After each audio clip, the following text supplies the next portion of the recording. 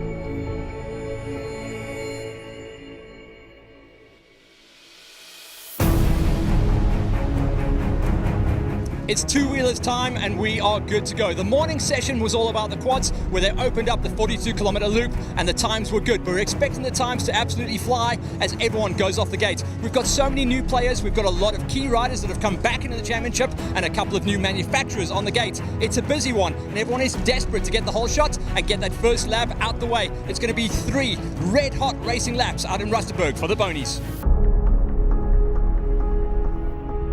Tension on the line and everyone was ready for the 2021 season. The OR1 Big Bangers had all the key players back on the gate. Pentecost was there, D'Artagnan Lobjoy was there, and the reigning champion Ruan Smith trying to defend his title.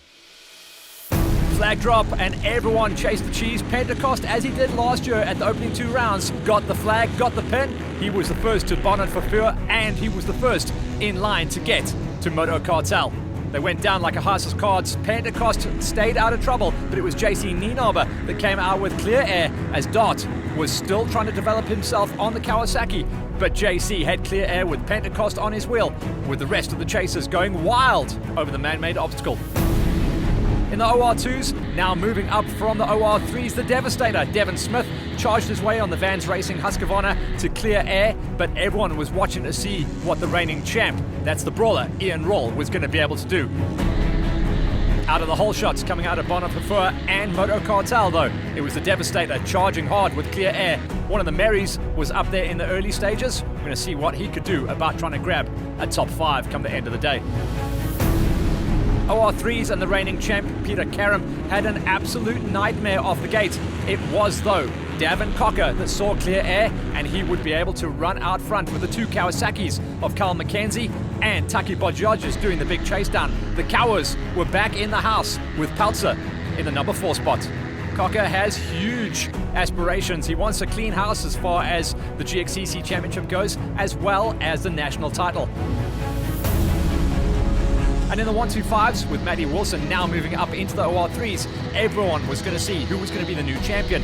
Derek Karam went up and got the bonnet for Fur whole shot. Everyone went down in a house of cards. And then we were looking to see how high it was going to be that John Burter, the preseason favorite, was going to pop out. He didn't have a great gate coming out in number 5, but he made some passes nice and early to try and get up there and run with the top 3 leaders. At the tyres, Burter came charging through. Karam went up and over, got a double tap, kissed the ground early, and he would have to fight through the traffic and the dust to try and get back into championship contention. On the line, the age group categories were locked and loaded. On the seniors, no show from Big Bruce Viljoen this time out, but it was Lee Thompson firing the Pepsi Plastics Kawasaki up into the whole shot. He's running the 250 format this year as he goes into development for the Big Green. And then Zach De Silva was there, but the Big 450 of Wade Blau, the reigning champion on the Roost, came charging on through. He would have clear air coming out of the whole shot queue, chased down by Thompson, Hannes Simon, and De Silva. Those 3 stretched away from the pack very early on. Down on the queue once again in the Masters, Wayne Farmer having chopped and changed between machinery, stays with Husqvarna, stays with Bikers Warehouse, but goes back to his Blue Smoke. That's where he's the most comfortable. And he said coming into Rustenburg, this is old school area. You're not going to be stretching the cable. He's going to have a bike that's going to look after him for the day. He went back for his old 300. Clear air, massive hole shot. His closest runner last year was going to be Warwick van Skalkbeek. He got himself up into second place, and those guys would be the battle to watch out for. And then the new category that came into this year, the oldie oldies, the golden oldies as we like to call them, the veteran class. Pepper, once again, firing the Kawasaki off the gate and getting nice clear air, with Ernst Slabbert doing the chase down. Those guys would be duking it out in the early laps as they gapped the rest of the field. For the ladies' pro gate, Nicole Duplessis moved herself up from the 85cc juniors and grabbed the Bono for a hole shot on the big 350. Wasn't long though until we saw Leah Haygate from Zimbabwe get herself up there and tag clear air. She was going to get chased down on the day by Mandy Pretorius, who'd also managed to get back across the border. She hadn't raced in over a year, so the Yamaha lady was going to have to really loosen herself up in the first couple of laps. Colin Neerbuer was there, as well as Remarie Ellis. We went down to the pits to talk about all the sponsors and partners coming on board for this season at GXCCs. Vian, you've got a lot of work that's happening behind the scenes. Yourself and Miranda were wheel spinning for months on end, putting together a new partnership list. Who are we working with in 2021? Yeah, we're very fortunate. We've got the guys that was on board last year, Mega Freight. They're probably still one of our biggest sponsors that we have. We've got HRP helping us with all their various brands, Dunlop as well. Then we've got SPX Logistics. That's also come on board, and they've really helped us so much. We're looking to them for assistance for the year-end function, but they're also helping throughout the year with the productions. Then we've got guys that's come on board to say, hey, we'll help with a bale wrap and sponsor for that today. So we've got Barnard for food, and we've got Motor Cartel that's also come on board, and we've got their bales wrapped, and thank you to them for all of their support as well. Then Gazebo World, they've helped us to rebrand all of our gazebos and flags, so thank you so much to them again. Then we've got the guys from EMD Online. They out here today, so I hope that the guys can go and speak to them to order their parts online. Then we've got Just Track for the tracking devices. They're out here, they're helping us, and they're putting up the internet with Tubi from QCon. So we've got so much support out there. And Bikers Warehouse, they've really helped us with Bikes on the Loop. For you guys as crew going out there, supporting us with Bikes on the Loop. Without them, we would have had a tough drive in this terrain with vehicles to get out there. LCP Roofing is also always helping us to clear up the track afterwards, so great help. It saves us at least a day or two to clear up the track afterwards. On the bikes, I'm going to ask you a funny question which I haven't asked you before. Is there a 2-stroke or a 4-stroke track, this one? I had the same question in the week, and because it's so tight and twisty, a little bit of rocks and mud, I would favour maybe a 2-stroke if you're comfortable with that. But the strong guys on a 4-stroke, I think they're gonna shine. They're gonna shine if they have the power and the fitness to get through it. 4-stroke is gonna be the answer. Let's go out there on the track and climb the ladder. On the ladies' gate, Nicole Duplessis, after her incredible hole shot, took the Roost KTM 350 up into a number 7 spot. Remember, last year she was racing a 2-hour race format on an 85cc short track. Now it is the big track, so fitness is going to be the deciding factor for her to improve her results. Steffi Prinsloo, a new lady on the gate with us, moved up into a number 6 position, and it seemed to be the theme of Rustenburg on the ladies' gate, where we saw a couple of different riders mixed in with the factory pros that were out there racing last year. Remarie Ellis, your reigning Pro-Am ladies champion coming out of 2020, makes the bold move up into the pro category full-time and walks away with a sweet spot, number 5. Another new lady on the curve, Zelda Mayberg, walks away with the number 4 spot. Great to see her coming and racing with us as well. And once again, her and Prinsloo were the new ladies on the gate, both cracking it into the podiums. Remember, GXCC score podiums all the way from 1st to 6th place. Mandy Pretorius, 3rd place. She'd have been pretty happy with that after not swinging a leg for over a year on her Yamaha. In fact, they only crossed the border 1 week before this race to start their challenge on GXCC's. Mandy's hopes are for top threes at every single round. Colin Neerbuer was nothing more than consistent the whole way through 2020, and she walked away with some sweet numbers at the end of that season as well. She has got championship hopes this year. Second place will set her up very nicely, thank you very much. At the opening round, Leah Haygate, who is predominantly a motocross force to be reckoned with, comes in on the Alfie Cox Racing KTM for this season. Didn't pull the whole shot, but she saw clear air very early on and ran and hid out into the distance. If she stays with the GXCC format, she'll be a threat. She takes the first flag of the season. Leah, I guess there was a gap left on the gate when Megan jumped out and raced with the boys this year, but cool to have a motocross chick across. How was the cross country? Oh, I really enjoyed it. It's a lot like back home, but a lot more straights. The windy section in the beginning was really what I enjoyed and made up more my time and my passes. But really so awesome. I just wanted to come back and have some fun, and I'll be racing the motocross, but wanted to see what the cross country was like and just get the love for the sport back, and that's exactly what I did. 3 hours out there, it was whooped out as well, wasn't it? The track was starting to deteriorate. Yeah, it was. By the second lap, after 350 bikes have been around, you definitely can feel it. But then it just got that motocross practice in and all that for next weekend. So yeah, really excited.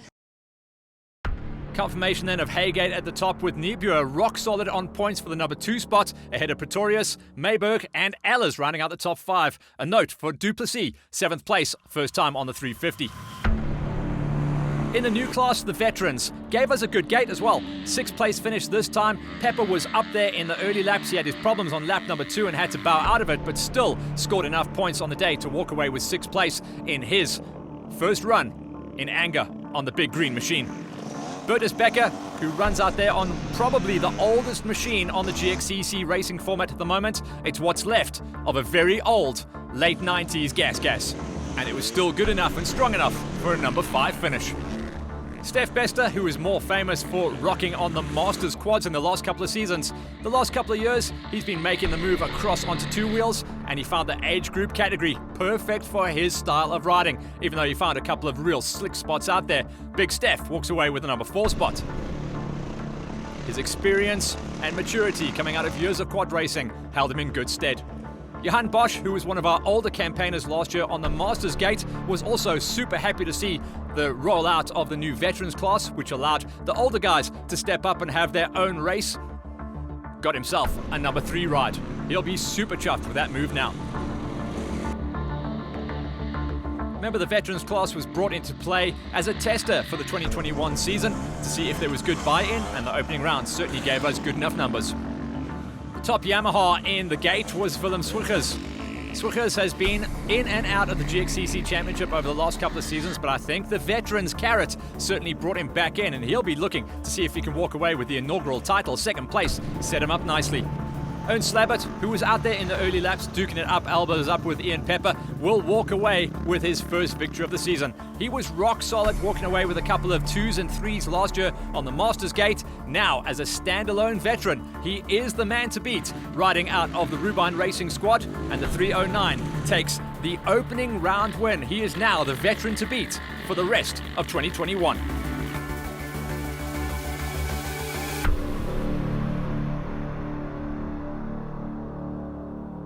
Confirmation of the inaugural win going to Slabbert for the veterans class ahead of Swiggers, Bosch, Bester, Becker and Pepper. We'll expect to see Pepper running 1s and 2s for the rest of the season though. Up into the Masters class, and don't think because we lost some of the veterans out of the Masters that we lost any numbers. There was still a massive stack gate of well over 20 riders in the queue. 10th went to Peter Phillips. There was a first of the single digits going to Ferdinand Fredericks, and then Rick Steinberg walked away with the number 8 ride, the top Huseberg rider on the queue. Iswan Hall, who comes in and out of GXCC Championship racing and is one of those super talented all-round riders, brought his skill package all the way to a number 7 ride, just 1 position outside of the coveted top 6 podiums. Rassi Fencer, who has always been a key rider and will always pull the top 6 on the day. It seems like the old school style of track suited his lazy style of riding. It's not lazy, it's what I like to call efficient. He doesn't stand up if he doesn't need to. Pierre Costin walked away with the number 5 spot, and he was trying to chase his way up to get on point with the top 3. We'll talk about those guys in a minute, but the top 3 on this gate were light years ahead of the rest of the field. Chris Opperman, who's shown good form in the past as well, also one of those riders that's got that awesome old school riding style, sits on the bike like Kenny all the way to the front of the tank and lets the bike dance. Opperman, number 4 on the day. Francois Swanepoel is now teamed up with the Spherical crew coming out of Holshot Husqvarna, and I think lining up, or certainly teaming up on the day with riders like JC Nienhaber has certainly upped his game. 3rd spot for the opening round, and a key rider to watch for the Masters title. Our story at the end of last season was our Johnny-come-lately for the championship. Coming out of the Roost KTM squad, Warwick van Schalkwyk, who has got a grounding in motocross from back in the 90s, used to ride for one of the factory squads back then, took a bit of time off, got a bit of life under his feet, and walked away with a number 2 spot. He is going to be the biggest challenge to this man on the season, Wayne Farmer. Now, Farmer, in the second half of 2020, was peppered with a ton of injuries, and he's really been battling with his fitness and his form, but it didn't seem to slow him down. He's got the right pulls, got the right package, got the right bike. He got the win. Buenos, old school track, old school pony. Well, certainly the power delivery anyway. Awesome. Reminds me of all the old days when we used to race the Sun City races out here and all the rest. And what an awesome route. And the bike was just absolutely perfect. Hot as hell out there, but taking strain, feel a bit tired now, but absolutely amazing, mate. We knew when the quads came back in, this track was going to get whooped up and chopped up. I saw it dust up as well. Yeah, it was actually quite weird. The dust was really bad from the first lap. You're just sitting in everyone's dust, and so a bit of frustrations, behind guys, and they want to try to race with you. But we're at the end and we've done it. So I'm super chuffed. First straight back after injury, and super chuffed. I'm going to ask about that because when we spoke not many weeks ago, you were seriously sore. What's going on? Yeah, no, it's really crazy. The doctor's changed the medication to try to ease my pain. But in the last since I'm up, I've only ridden the bike twice, so I'm like a little kid again. I just want to ride, and it's just amazing, man. Farmer back on top where he likes to be. Van Schalkwyk, though, will build pace, and when the tracks start to open up, he's going to run Farmer a little bit closer. He tags his confirmation of the 2 spot ahead of Swanepoel, Opperman, and Costin. Into the seniors now, and again, a couple of new players coming in, couple of pro riders aging out. Top 10 is where you want to be to make the bacon. Gerrit Pretorius walks away with that coveted 10 spot, and it is going to be a big challenge every single season to make the top 10 on the seniors. Top 5 is where you really need to be, though, to nail down the championship. Michael Reinecker walking away with the number 9 spot, and just up the road from him was Zach De Silva. Now, Zach also coming back from some big injuries at the end of last year, so we'll expect to see him climb the ladder a little bit later on in the season. For now, though, it was a dust-off ride for Zach Attack, and you can see from his body language, he was suffering in pain. Probably still coming back from those injuries at the end of 2020. Though, Zach, I expect to see him a challenger towards the end of the season. Right now, his high hopes are for top 5s. Jan Vermeulen, who has been a key rider in the championship, and again, he got that lovely elbows up attacking style. He found that track ideally suited to his traction riding, and 7 spots is a nice start to the gate. Riding out of Roost KTM, Jannie Potgieter is definitely a championship player. He plays the long game, and this season, should we be able to run the listed 8 rounds of the championship, expect to see Jannie climb the ladder well inside of the top 5 at almost every single round. 6th place was a tough start for him, but he'll know where he can build for the rest of the year. Marco Cocci is the top Yamaha runner on the gate. He is also able, on the day, to be able to run the top 3s this time around. Early season form eluding him. 5th place was the best that he could do. 5th place is what he will take. Our hole shotter and the man that rolled out on the Pepsi Plastics factory Kawasaki. Remember, he is running the 250, which is one of the smallest bikes on the senior gate at the moment, but they are going to develop the bike and get more power out of it towards the end of the season. He got a hole shot, and he got a very rock-solid number 4 ride come the end of play. Thompson in good nick for 2021.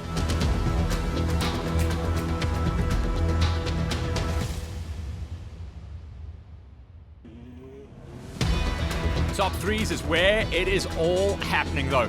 Hannes Simon ran out of the gate inside the top 3, stayed in the number 3 spot, just couldn't get up onto the wheels of the guys running 1 and 2. But remember, Hannes is going Ironman this year, once again at the GXCCs. He raced on the quads in the morning, parked the quad, got onto the two-wheeler, went out on the two-wheeler. That gave him one of the biggest hour riding counts of the day. And then Dion du Toit, what a story for Dion. Came back into the CIT mold last year, and now with the franchise company in CIT, and now on the fresh Kawasaki 450, he got himself a number 2 spot. A couple of rookie errors along the way, maybe just pushing a little bit hard and getting flustered, but Dion du Toit, as we said last year, is probably the only rider on the gate at this stage that can run the pace and get onto the back wheel of the champ. This guy, Wade Blau. Blade Wow, as we like to call him. He is just the wow factor out there. Remember, his times put him as strong as some of the top guys in the OR1 Pro gates. So this guy is not just going out there to try and get senior wins. He wants to see how bad he can make a couple of the pro riders look. And he did that once again. His lap times are intimidating. Wade Blau on top once again to defend another senior title at the opening round. Wado, as we saw from the end of last year, your motivation is to see how high you can climb up the pro ranks, but traffic was an issue today, wasn't it? Yeah, this is really an old school kind of race. I remember these kind of dust balls, but such a well-marked race. Can't complain, you know, everyone's riding in the dust, but it was good fun, good start for the year, and I mean, it's progress from here. Tell me about the track as well, because obviously when you went up in the copies there, it was slow. I mean, for GXCCs were kind of dancing between 4th and 5th gear. It was like 2nd, 3rd, 4th this time. Yeah, man, at a stage I was cruising around in 1st gear, you know, so with the dust, but I think it's more than just going flat out, you know, so they've given a good variety of everything, and I like the new corners, you know, I think it definitely brings out a better rider, especially in the youngsters. You obviously broke out a freshie for this run. I don't think many people put many hours on their machines before this run. So how's she going? This bike's awesome, man. And you know, before I started, I had extra wheels, and I actually found that one of my wheel bearings were giving a problem. So I put an old Dunlop wheel and a tire and a moose, and it's held up in this race. So I'm very chuffed. Dunlop definitely the one to go. Indeed, Wade on top then. Watch out for Dion du Toit though. On the season, he will be inching his way up to the back wheel of Blau. Simon's going to be a championship player in 3rd place with Thompson and Kochi rounding out the top 5 sweet spots. And then into the high schools. Once again, this category getting decimated by a lot of riders jumping up into the categories above, namely the OR3. So we're going to see a lot of different riders, certainly in the early part of the season until the championship settles down. Jason Leslie has been a good rider coming out of some of the smaller format races. Now he's going to be challenging for top 5s in the GXCCs come later in the year. Riley Back keeps the back flag flying for Yamaha, and this will be a lovely start for him. Riley, one of his best rides coming out of the GXCCs. In fact, I think it might even be his first ever GXCC, walking away with a number 9 spot. Single digits on the high school gate, not to be sniffed at. And then we talked about the fact that Barnard Vervoer is back with us on GXCC Racing. The family brought all the numbers. Barney Jr. So Barney Barnard Jr. walking away on the 125s. Only last year stepping out of the 85, so it's his rookie season on the 125s, and he walked away with the 8 spots. Not too bad. Dylan Yonker, 7th place. He'd have been upset with that, if I'm honest, at the end of the day. He came into this championship and round number 1 as one of the pre-race favourites, but problems towards the end of the race and just too many little mistakes put him back. He managed to hang on to this one, but he was out of the box in a number 7 spot. First of the podiums was Matthew Battersby. Battersby has been a bit of a story on the GXCCs at the end of last year. The Battersby boys, that's Matt and Luke, came in at the end of the season. Predominantly though, they are extreme and enduro riders, but they certainly have a full gearbox in their bikes, and he showed it there. 6th place for Matt Battersby. 5th place this time around for Gustav Rousseau. Rousseau was inside of the top 5 once or twice towards the end of last year, and we're expecting to see this guy challenge inside the top 5 every single time. He is a full championship player, and with 8 rounds, we could see him trouble some of the key riders ahead of him. Josh Alexander, one of the riders that came from below, not from above. He stepped out of 85 seniors last year, where he was incredible. This is his maiden voyage on the 125s, so we're not expecting him to challenge for championships, but we will expect to see him grow with pace as his physicality comes up as well. Alexander 4 spot will be a good start. And then check this out. He is literally a small version of his dad being the Viking, Kobus Jonk. This is Van Sale Jonk. Looks exactly like his dad on the bike. He's got that huge body style. His only problem is he's going to get bigger throughout the end of the year, and then he's going to need the bigger bike. But for now, Van Sale walks away with a 3 spot. Derek Karam, the younger brother of Peter Karam, even though he got hooked up on the man-made obstacles at the beginning of the lap, he still charged hard. He made a ton of mistakes throughout the race though, and second place was the highest he could climb. But it was a massive fight back for Derek Karam to bring his Roos KTM into a number 2 spot. And then, this was no big surprise, but it was great to see him deliver on all of his promise. John Buerta, now riding on the franchise company CIT Husqvarna. He's got a fresh 125 underneath him, and based on his form last year, he comes into this year as the champion-elect. He tags the first flag of the season. Johnny, your 125s was wide open this year. You had an amazing start. Tell me about the rest of the race. I had an okay start, actually coming out in like 5th, and I passed the guys at the tyres, and then I just held it on first for the rest of the race to take the win. I always thought this was going to be a 125 track. It's quite technical out there, isn't it? Yeah, it is. Got everything, rocks, sand, all of the above, but I really enjoyed it, so I like the track. Yeah. Tell me about the smoker that you're running this year. Obviously it's a freshie. She was singing nice. Yeah, it's a 2021 TC. Yeah, it's brand new, so it feels good. Brand new bike, brand new man at the top of the pile. John Buerta is the kid to beat at the moment on the high school gate. Karam, though, watch out, he's coming on strong. And Vansal Jonk, what a surprise package in 3rd place, beating out Alexander and Rousseau. Into the pro categories then, OR3s, Brandon Good. This guy can win on Superbike, Supermoto, and now he's showing he's a bit of an all-rounder on the off-roads. First time out at the GXCCs, top 10s it on the OR3 Pros. Top Honda on the day, certainly on this gate at least. Vian Blom walked away with a number 9 spot. Had some challenges out there on the loop, but I like his riding style. Clearly he'd been down the road a couple of times, but the 151 Honda man will be happy to get the cheese as the first single digit on the gate. Eric Merry, who had an amazing start, unfortunately faded back. He had some issues on the day in the later laps. Remember, these guys actually went out and did a 4-lap racing format, so it was a long, hot, dusty, muddy, and rocky day. It was a real mixed bag for them. Merry walking away with the 8 spot. Ryan Peltzer also had his issues. He gated out of a number 4, but faded back towards the end of the day. So Peltzer had some big problems on the day, and a rider who definitely doesn't like to get beat, doesn't like to finish outside the top 3. This time he finishes off the box in a number 7. When he gets angry though, he's dangerous. Watch Peltzer to come back swinging at round number 2. Vian Vensel also coming out of the franchise company CIT squad. He had a good year last year, but he had some problems at the early part of the season with injuries and took a long time to come back from that. This time around, he gets his podium, gets a number 6, and he'll be able to build on that. Peter Karam, the reigning champ, had an absolute nightmare coming off the gate, got jammed up, bogged down, and just had to make all those passes. He had a tough day in the dust, couldn't climb any higher than a number 5 spot. So in title defense, that's a rough ride. Everyone else would be happy with a number 5. For Karam though, he's going to be taking that hard. Carl McKenzie, who comes off a season of just horror show finishes in the 125s, couldn't get those finishes going, moves up onto the 250s, and now onto the factory Peps and Plastics Kawasaki squad, was 3rd out the gate, dropped 1 position, and walks away with a number 4 spot. It was his teammate just up the road from him, Taki Bodgiarges, who comes back out of the OR2 gate from the last couple of seasons, back into his OR3s, and he's going to be key in developing the power on that 250 Kawasaki. 3rd place, a great start for him. Talking of great runs though, Matthew Wilson, the reigning 125 high school national and GXCC champion from last year. In his first run last year, he jumped onto a 250 and got 3rd place. This time he improves on that at the opening round of the GXCCs with 2nd spot. But there was no beating Davin Cocker.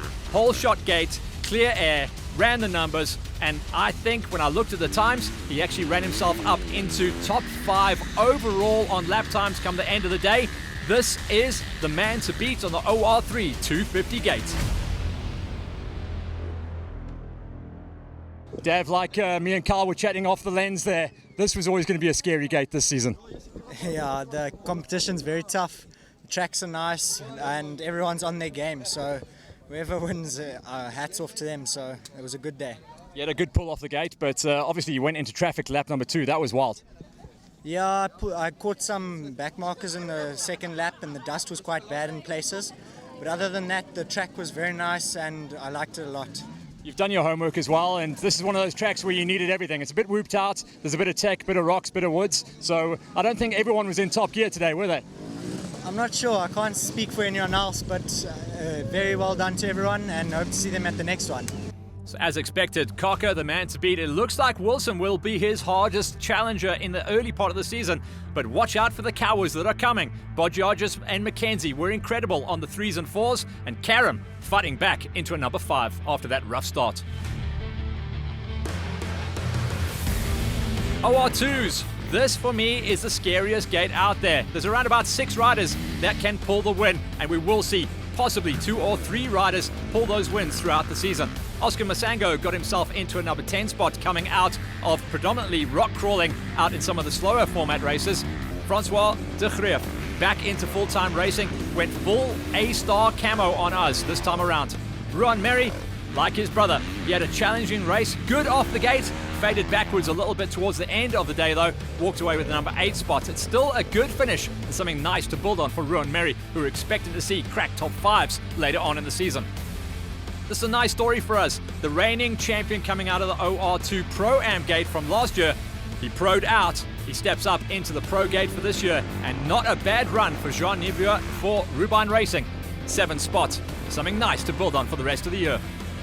Enver Pretorius, who has been riding on the Vans Racing Husqvarna squad for the last couple of seasons, champions the 350 bike, was always a little bit scared to come GXCC racing, but we all knew he had the pace to get it done, and he walked away with the number 6 spot. His sparring partner on the day was JP de Villiers. JP back with us full-time, having completed all of his schooling. Now he is going to go and bring the 95 machine all the way to a number 5 spot.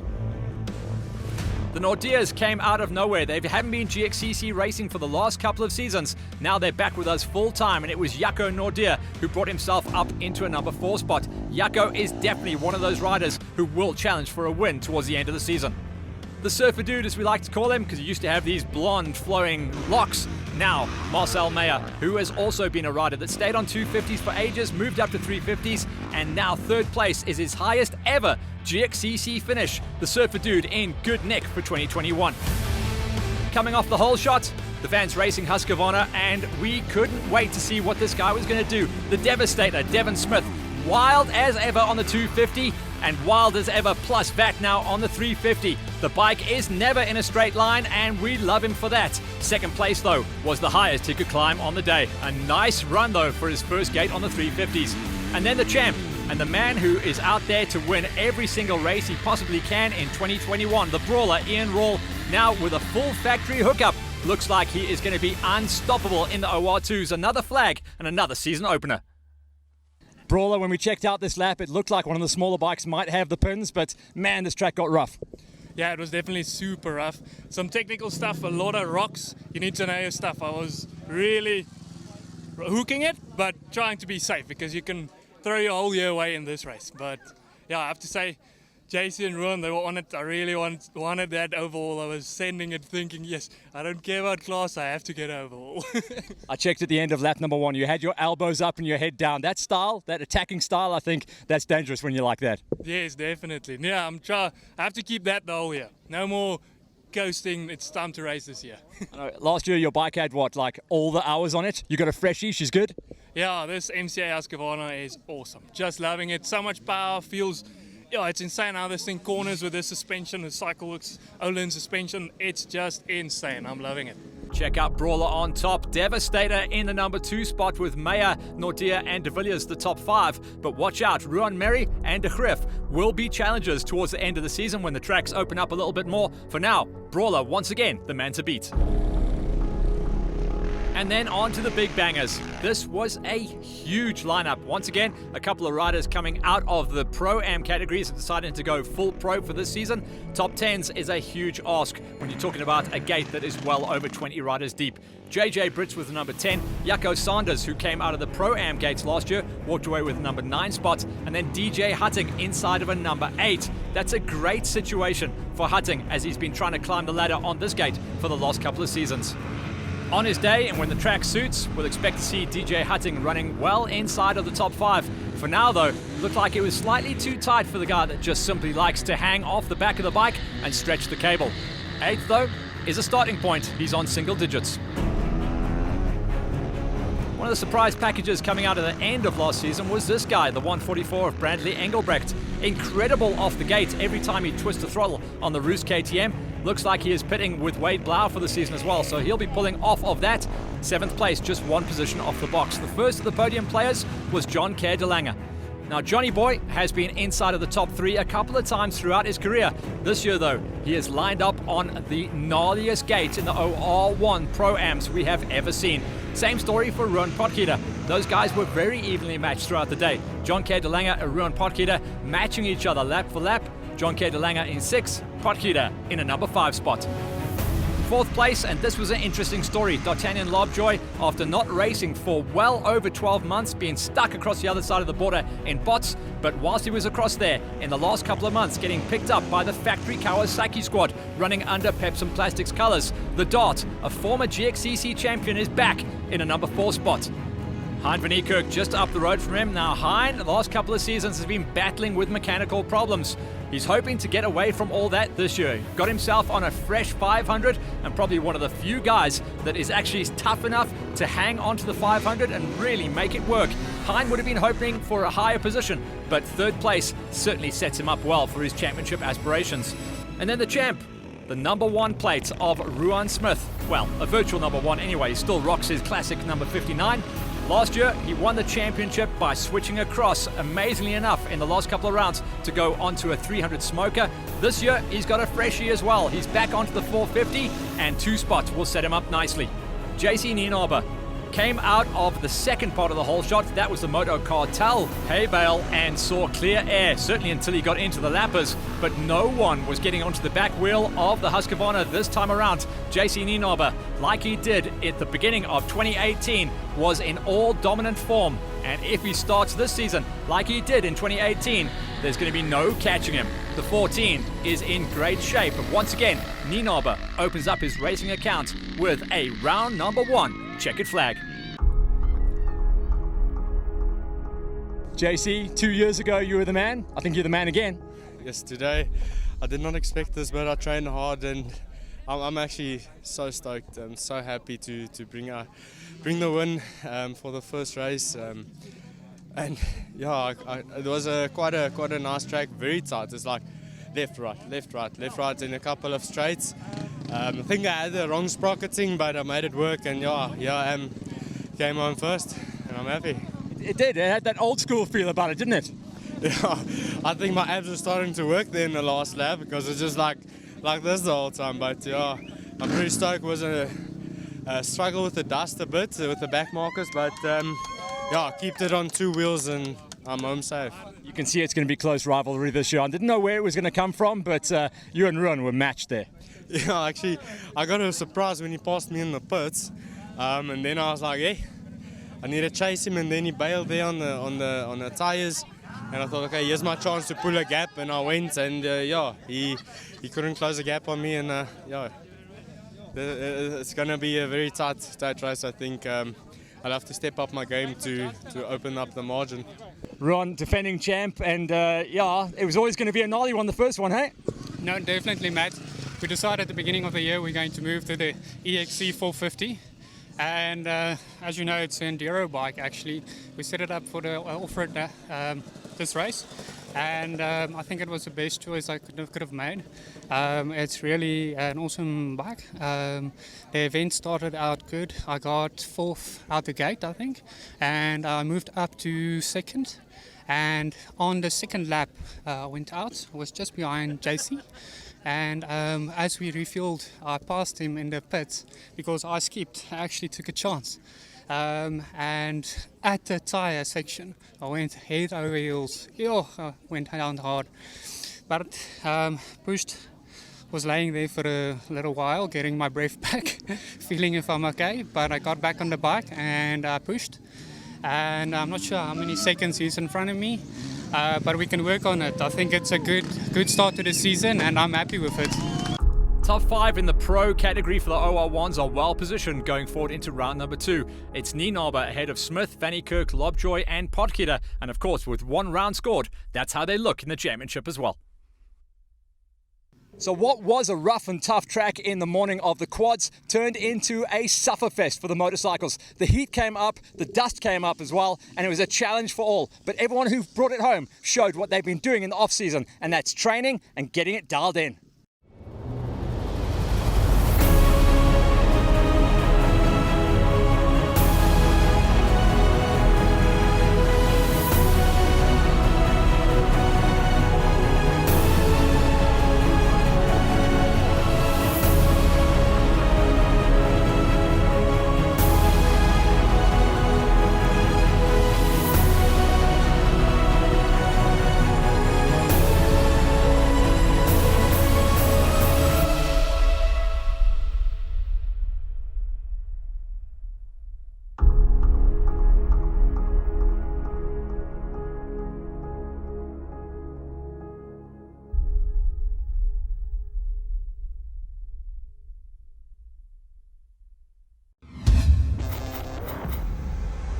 All of this GXCC racing action was brought to you by SPX Logistics, in association with the franchise company and driven by Dunlop Tyres and Bikers Warehouse.